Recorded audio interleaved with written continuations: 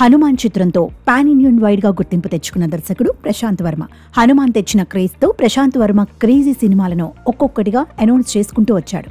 కానీ అలా అనౌన్స్ చేసిన సినిమాల్లో ఇప్పటి వరకు ఒక్క సినిమా కూడా సెట్స్ పైకి వెళ్లకపోవడం కొంత ఆశ్చర్యానికి గురిచేస్తుంది. నిజానికి హనుమాన్ చిత్రం తర్వాత జై హనుమాన్ ను వెంటనే తెరకెక్కించి ఈ ఏడాది విడుదల చేయాలనుకున్నారు. కానీ అలా జరగలేదు. కానీ ఈ సినిమా మరో 2 ఏళ్ల వరకు వచ్చే అవకాశం లేదని, మరికొంతమంది అయితే జై హనుమాన్ సినిమా ఆగిపోయిందని ఇండస్ట్రీలో గుసగుసలు వినిపిస్తున్నాయి.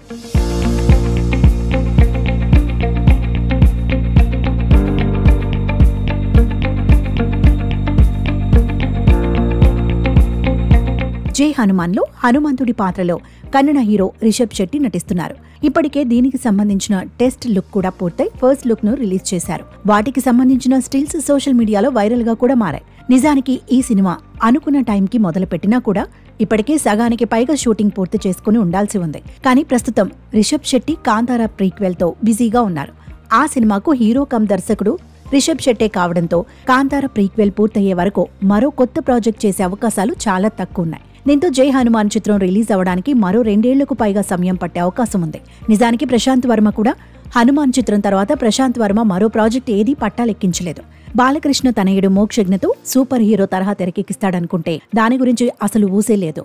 దీంతో ఈ ప్రాజెక్టు కూడా ఆగిపోయిందని రూమర్స్ వినిపించాయి. కానీ మోక్షజ్ఞ సినిమా కొంత ఆలస్యమైనా కూడా ప్రశాంత్ వర్మనే తెరకెక్కించే అవకాశాలు ఎక్కువగా ఉన్నాయి. ఈ గ్యాప్లో ప్రశాంత్ వర్మ కూడా తన దగ్గర ఉన్న కథలతో కొత్త దర్శకులను పరిచయం చేస్తున్నాడు.